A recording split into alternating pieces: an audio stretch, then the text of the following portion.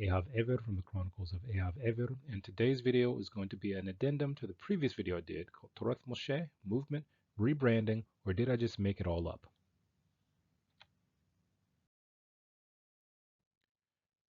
Now again, just to rehash, I had received a challenge from someone who was specifically from a certain community that was going against kind of the term that I use in English, Torath Mosheh. So this video is going to be an addendum to the previous one I did concerning why I use that term.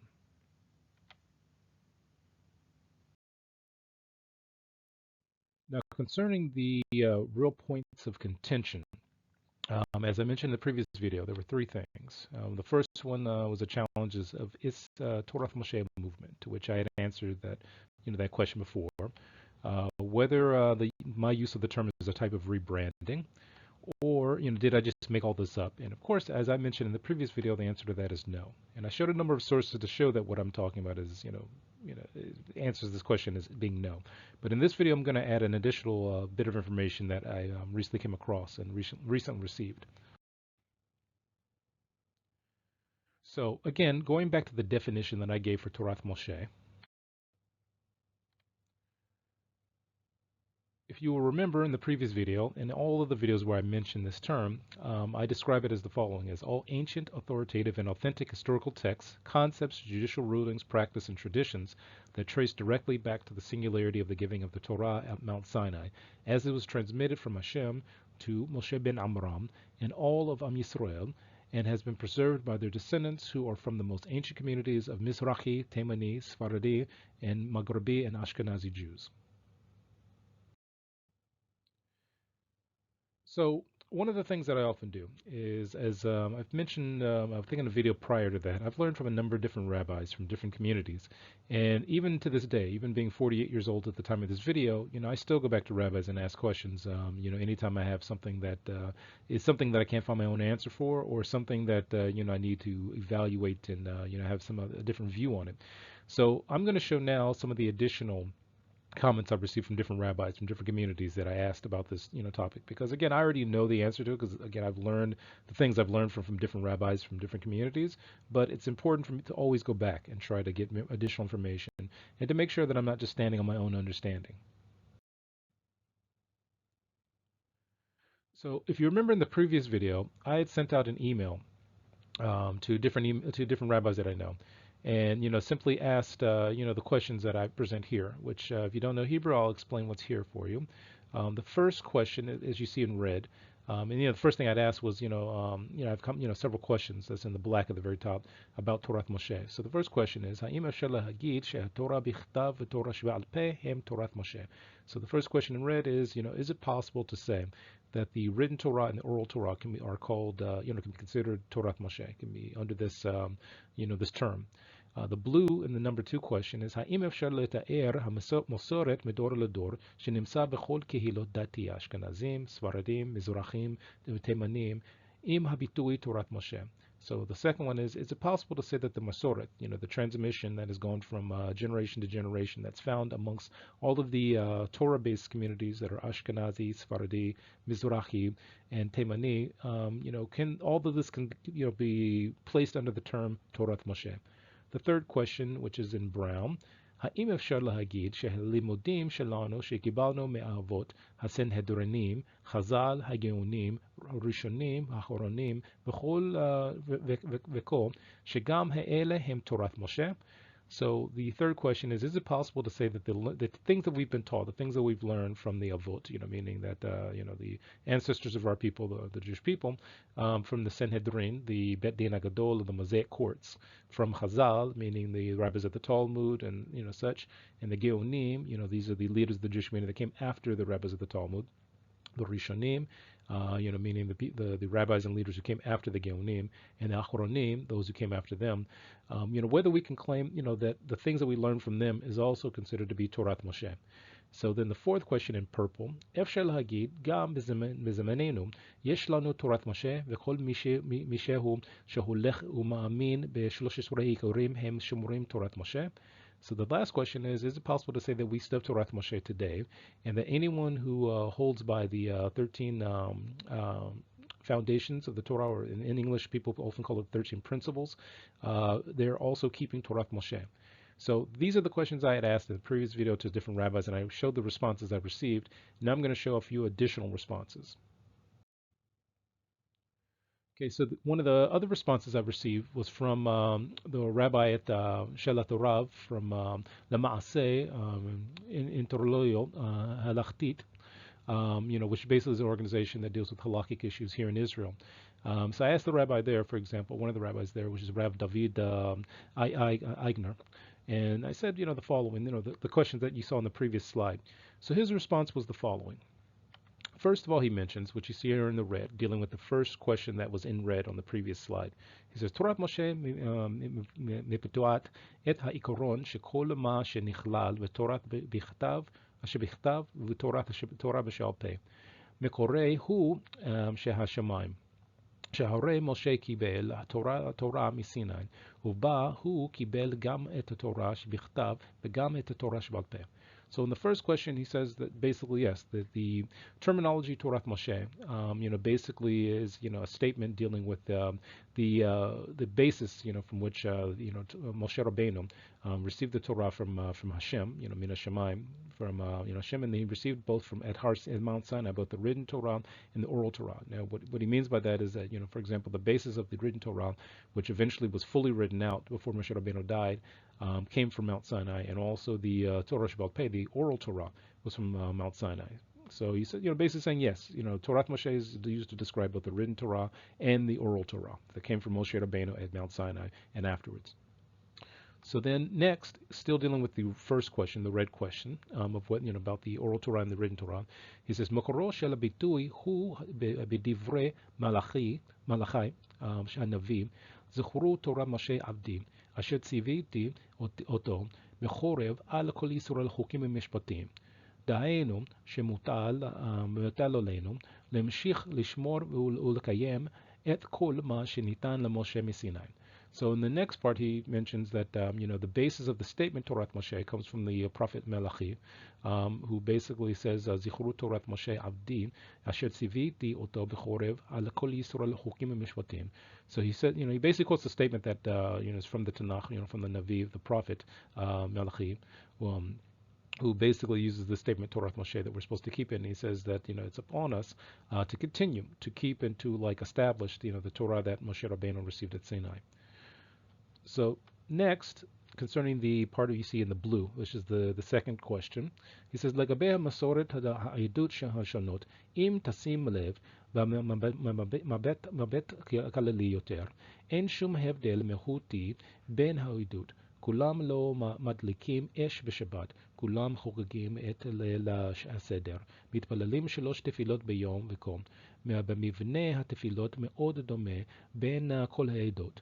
באופן שורשי ההבדלים הם מאוד מנוראים. הוא אמנם באים לידי הביטוי באופן משמעותי, אך במהות אין כל ההבדל בין העדות. So what he says here is basically the Masorah also be considered Torath Mosheh, and that the differences between different ancient Jewish communities is basically minimal. That if you look at the prayers that they say, it's the same, basically the same prayers. You look at how they keep Shabbat, it's the same thing. So he's basically saying the same thing I mentioned previously in other videos.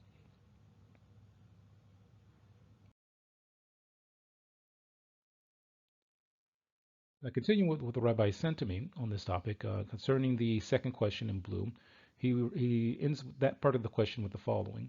He says, "Ulachem kol masorot al kol hashalavehan mitbaot et hameshichiyota shel Torath Mosheh." So he says that basically, he's basically continuing what he said earlier, that the Masorah that we have from different communities, in all the different ways they have, is basically, also is considered Torath Mosheh because of the fact that it is how we draw close to, the idea of Torath Mosheh, that the written Torah and the oral Torah is explained somewhere. I mean, for example, the oral Torah is only explained by way of, the different leaders of the different Jewish communities throughout history from which we received it. Otherwise, we wouldn't even know what the oral Torah was because it's oral. It was oral at one point until it was written down.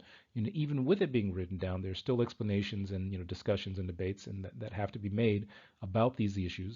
So both the written Torah and the oral Torah that has been passed down from generation to generation through its sources, is also considered the Torath Mosheh, the Masorot also. So then continuing in the Brown, dealing with the third question, what he says is, Yesh imzot, הבדלי פסיקן מסוימים כמו למשל חימום אוכל בשבת שלדעת הרמב"ם אין בישול אחרי בישול ולכן לפוסקים כמותו מותר להניח מרק קר על הפלטה בשבת בבוקר, מה שכל הפוסקים האחרים אוסרים. אך זהו דיון הלכתי, איך להתייחס לסיטואציה מסוימת שיש ממנה השלכות מעשיות, אך הכל הוא במסגרת הדיון הלכתי. So he says here that, yeah, there are some differences that come up between different poskim, different rabbis, different leaders who, basically help, lead the Jewish community through different questions about halakha. And even though these differences exist, I mean, they agree about the basis of, like, for example, things like Shabbat.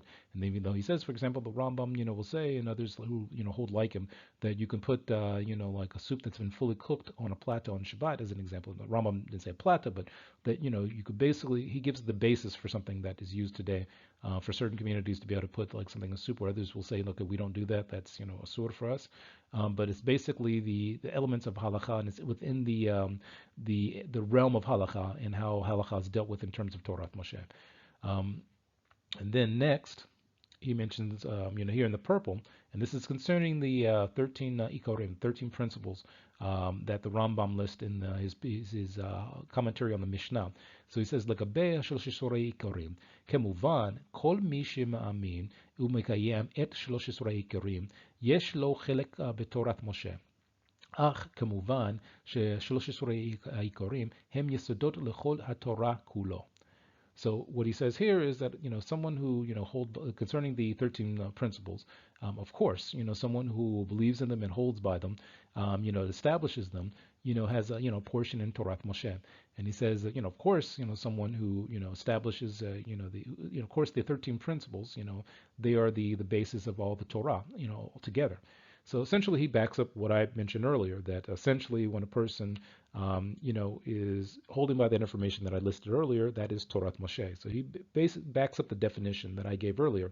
So that's why I say that the person who kind of challenged the definition I gave as being some kind of rebranding or me making something up or something like that, or, whatever, I'm basically saying the same thing I've learned from different rabbis, and the rabbis I'm listing here are simply repeating what I've said because I learned from people like them beforehand.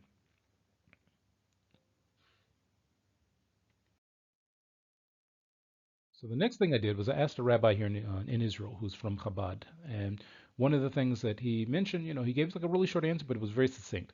He says, שאלותיך עמוקות ומצויות על רצון.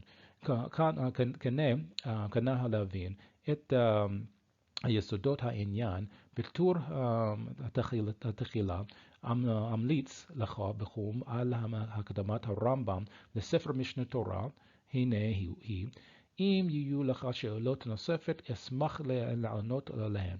So what he essentially mentions here is the following. He gives a real short answer that, essentially if you go by what the Rambam wrote in the Mishnah Torah, in the introduction to the Mishnah Torah, that basically is the basis for, what is being talked about here, concerning Torath Mosheh. So he essentially lists the first 3 chapters of the Mishnah Torah of the introduction as the way of understanding, what exactly Torath Mosheh is. And again, I'm not going to show that here because, again, the link just simply went to the first 3 chapters from the Chabad website. So this kind of, gives a kind of really overall, I think this video and the previous one, basis for what I'm talking about here. That, if a person, goes over all the things I mentioned, that it's basically the same thing. And this is where I learned it from. So it isn't like I sat down and made up the terminology that I mentioned of what Torath Mosheh is. I learned it from rabbis who taught me from different communities, and that's where I wrote in English to try to describe what I hold by. So one of the questions I sometimes get is, why don't you just use terms that English speakers recognize? Why? Okay, that's a valid question. And this only comes up in English. This doesn't come up in Hebrew.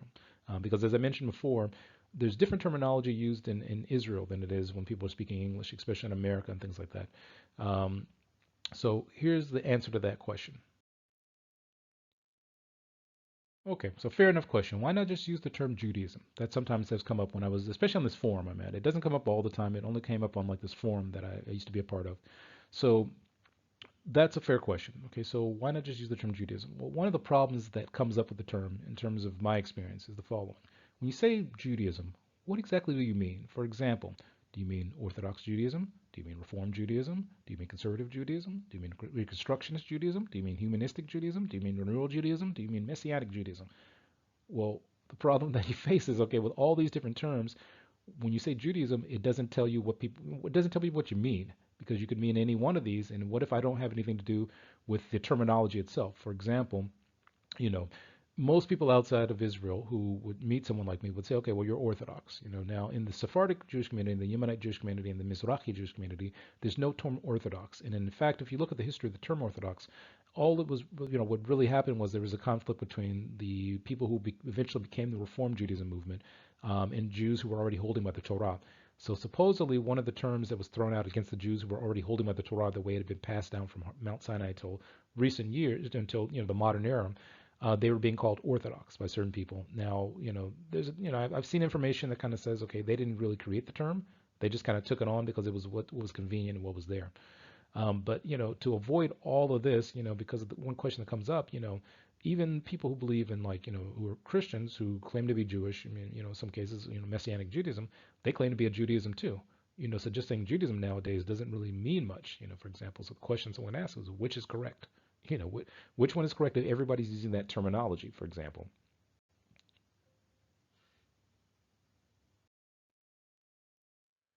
So when I'm dealing with people in the English world who may be confused by the previous slide that I showed you about all the different types of what's called Judaism, for example, generally speaking, when I'm speaking to English speakers, I usually use the term Torath Mosheh, and they may ask, well, what does that mean? And I explain the same thing I mentioned earlier, and I also use the term Torath Mosheh Jews, and I give a list of what kind of Jews are we talking about here. So this is a list of all the Jews who would call themselves Torath Mosheh Jews. If you ask someone and say, okay, this is what I'm talking about, and you notice the rabbis I posted in both these videos knew exactly what I was talking about, when I asked the question about it.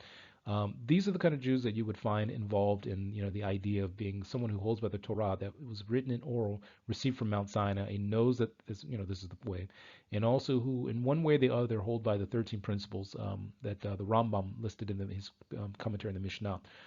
So generally speaking, these are the type of Jews you're mentioning. And a lot of times when you're talking about these people, you're talking about communities of Jews. For example, in Yemen, there was no such thing as like a reform movement, a conservative movement, a humanistic movement. It was just all people who kept the Torah. So, there were like regional differences, for example. There were like some differences. There was a big debate at one point in Yemen about the Zohar. But both sides held by the Torah and both sides held by Halakha. The only dividing point between them was whether the Zohar was ancient or not. And other than that, they held by the same, information, same things. The same thing you could say about other communities like the Bukharian community. There's no Orthodox conservative reform. There's just people keep Torah and that's it. Anyone who doesn't, may not come to the Bet Knesset back when they were in, before they came to Israel, but they still were part of the community and they still would have been just simply a Jew going to the same community. There wouldn't have been separated like, synagogues. There wouldn't have been a synagogue for people who say, I don't keep Shabbat, or a synagogue for people who say, I don't pray like 3 times a day. It would all have been in the same community. So in conclusion, you remember in the previous video that I showed this slide of one of the representations of how the whole different divisions between European Jewish communities, how it's kind of interpreted as in somewhat of a joking manner. But again, by using the word in the English format, by using the term Torath Mosheh, I kind of avoid that because I don't have to say okay, I'm against the conservative, the reform, and the secular. Like I have nothing to do with any of those things. Of course, Orthodox Judaism, as I mentioned in one of my way previous videos, is a type of a type of Torath Moshe. So it's like saying in the European setting, if you want to talk about a Torath Moshe Jew, usually you would have to say Orthodox Jew, Hasidic Jew, a Haredi Jew, because usually those are the communities that hold by the Torah as it was given in Mount Sinai. Of course, with their own cultural nuances that happen in Europe, as the rabbi previously mentioned. That those differences are very minimal. In terms of differences between Jewish communities. But for example, if you were to take a Yemenite Jew and a Moroccan Jew and an Orthodox Jew and a Hasidic Jew and a Chabad Jew, and a Bukharian Jew and an Ethiopian Jew and put them all in the same Beit Knesset, they can all pray in the same Beit Knesset. There's no problem with that because everybody in those formats are going to keep Torah. There may be cultural differences in terms of which Siddur they use, which prayer book they use, and the differences in the prayer book are going to be very minimal. But generally speaking, everybody can pray in the same synagogue. And you find that here in Israel.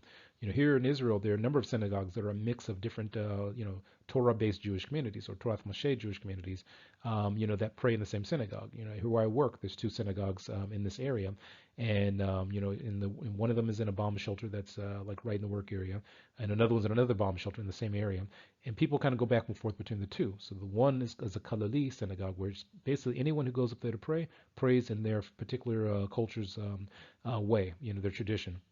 There's another one that's a Chabad synagogue in the other bomb shelter. And same thing there. Anyone who goes to pray prays within their own cultural context, but it happens to be a Chabad synagogue, for example. So that's the way things happen here. Now, to end off on, one of the things I want to mention is at the Chabad website, they have a part of their site where they explain the differences between the different movements that started up in Europe. And one of the things they mention here is concerning the following. They use the term Torath Mosheh, Hagadeshet Ledorot. So they mention the same thing I mentioned earlier in the article, that there is a Torah, from Torath Mosheh that was passed down through the generations, and that's the authentic, thing, if you will. And that there are other things that sprang up later that people kind of just made up something but didn't actually use the Torath Mosheh, and that they basically say that these are kind of like falsifications of Yahudut, of Judaism, as you will. So that's one of the reasons, like I said before, that I use the terminology I use in English, because it makes it clearer when I explain to somebody what I'm talking about. Where if I used terms that I know already are going to cause problems or even cause arguments that I want to be involved in, I try to avoid that. And by saying I hold by the Torah that came from Mount Sinai, I avoid all of that, because again, a person may say, well, I don't agree that it was given, at Mount Sinai. Well, that's your disagreement on the side there. It has nothing to do with me, and it has nothing to do with the movement.